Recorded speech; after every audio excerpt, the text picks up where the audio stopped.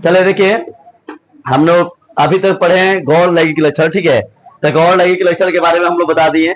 अब हमें जानना है उसी के अंतर्गत आपका हार्मोन क्या है, ठीक है। तो हार्मोन एक क्या है, रासायनिक दूत है जो हमारे शरीर में क्या करता है, विकास के काम करता है। वो क्या करता है, संदेश वाहक के रूप में क्या करता है, काम करता है, ठीक है।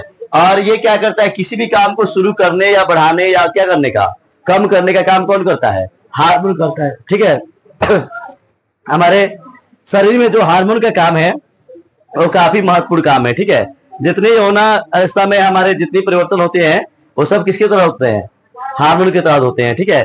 तो आप देखेंगे कि हमने यहाँ परिभाषा लिखा है हार्मोन का कि हार्मोन वे संदेश वाहक का मतलब क्या हुआ, हाँ, संदेश को आप पहुंचाने का काम किया, रसायन होते हैं जो शरीर में किसी काम को शुरू करने, बढ़ाने या रोकने का संकेत देते हैं। बात समझ ना, ये क्या है, जैसे हम बोले हैं कि हार्मोन को आप ऐसे भी बोल सकते हैं कि रासायनिक दूत है जो हमारे शरीर में विकास को करने या रोकने का काम करता है। किस रूप में करता है, संदेश वाहक के रूप में काम करता है। अब हम बात करते हैं कि हार्मोन की जो परिभाषा दूसरे शब्दों में हमने लिखा है, जो आपकी किताब से मैंने लिया है, वो इस प्रकार से है।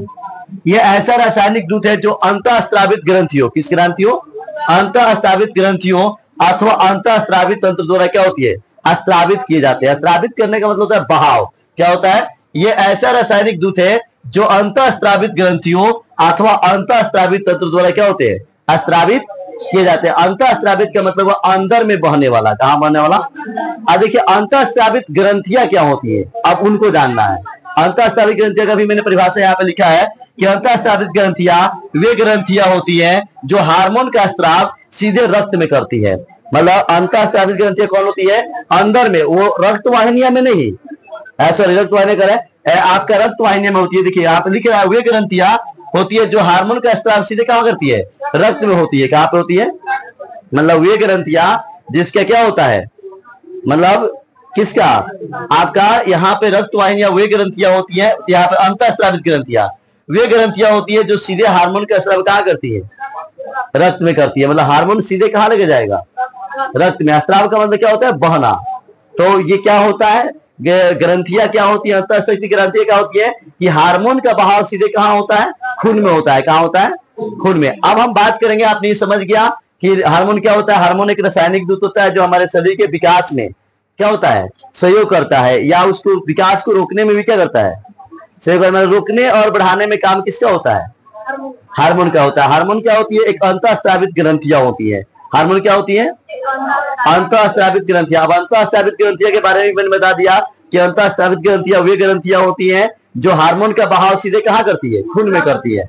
फिर से समझ लो, हार्मोन क्या है, एक रासायनिक दूत है जो संदेश वाहक के रूप में क्या करती है, हमारे शरीर में काम करता है, ठीक है। उसके बाद दूसरा काम इसका है कि अक्सर हार्मोन को हम अंतःस्रावित ग्रंथियां भी बोलते हैं। मतलब हार्मोन का बहाव कहां होता है, अंतःस्रावित ग्रंथियां से होती है, ठीक है। तो अंतःस्रावित ग्रंथियां क्या होती है, तो अंतःस्रावित ग्रंथियां वे होती है जो हार्मोन को सीधे कहां भेजती है, खून में बहाव करती है। कहां पे बहाव करती है, देखो यहाँ पे लिखे ना, अंतःस्रावित ग्रंथियां वे ग्रंथियां होती है जो हार्मोन का स्राव कहां करती है, सीधे रक्त में करती है। क्लियर बात समझ गए, हार्मोन और किसके बारे में से, अंतःस्रावित ग्रंथियां के बारे में आपने क्या किया, समझा।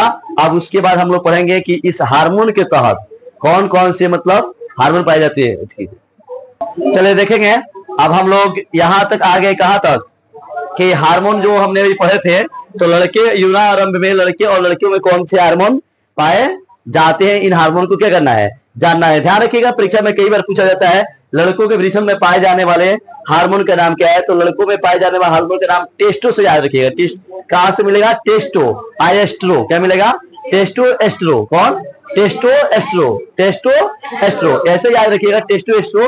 तो टेस्टो आ जाएगा तो पुरुष के लिए, एस्ट्रो आ जाएगा किसके लिए, स्त्री के लिए। तो इन दोनों हार्मोन के बारे में मैंने बता दिया है कि टेस्टो हार्मोन और एस्ट्रो हार्मोन क्या होते हैं। मतलब हार्मोन टेस्टो एस्ट्रो नहीं है, मैंने एक ट्रिक बताया कि टेस्टो और क्या टेस्टो याद रखिए। हालांकि मतलब इसका पूरा नाम है टेस्टोस्टेरोन, क्या नाम है, इसका पूरा नाम क्या है, एस्ट्रोजन। क्या नाम है, एस्ट्रोजन। तो आप याद रखिएगा कि देखिए यौना आरंभ के साथ वृषण से पुरुष हार्मोन टेस्टोस्टेरोन क्या होने लगता है, स्राव होने लगता है। मैंने यहाँ लिखा है ना कि यौना आरंभ के साथ वृषण से पुरुष हार्मोन टेस्टोस्टेरोन का स्रावण क्या होता है, शुरू हो जाता है, जिससे शुक्राणु विकसित होने लगता है। क्या विकसित होने लगता है, वृषण से क्या निकलता है, शुक्राणु। और वो शुक्राणु कब निकलेगा?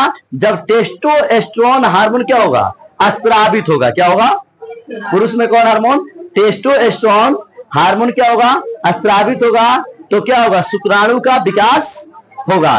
स्त्रियों में क्या होता है? जब लड़कियां यौनावस्था में आती है, यौनारंभ में आती है, तो उसके अंदर एस्ट्रोजन नामक हार्मोन क्या होता है? जब विकसित होने लगता है तो लड़कियों का स्तन क्या होने लगता है? बढ़ने लगता है। तो यहाँ पे देखो मैंने लिखा है, लड़कियों में यौनारंभ के साथ ही अंडाशय से स्त्री हार्मोन अथवा एस्ट्रोजन उत्पादित करना क्या होता है? शुरू कर देता है। क्या लगता है? लड़कियों के यौनारंभ के साथ ही अंडाशय से, कहां से?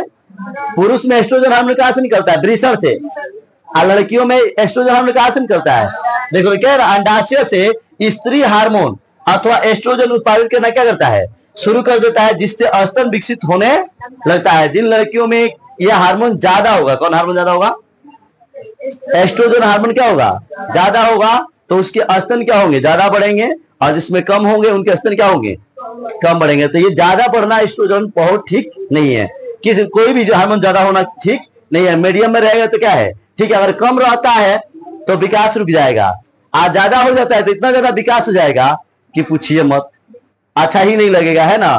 तो हार्मोन का क्या होना? एक लिमिट मात्रा में रहना उचित है, नहीं तो लिमिट से पार करना क्या है? खराब है। समझ रहे ना। तो अभी तक आपने हार्मोन के बारे में सुने, बाकी जो टॉपिक है हम कल पढ़ेंगे, है ना।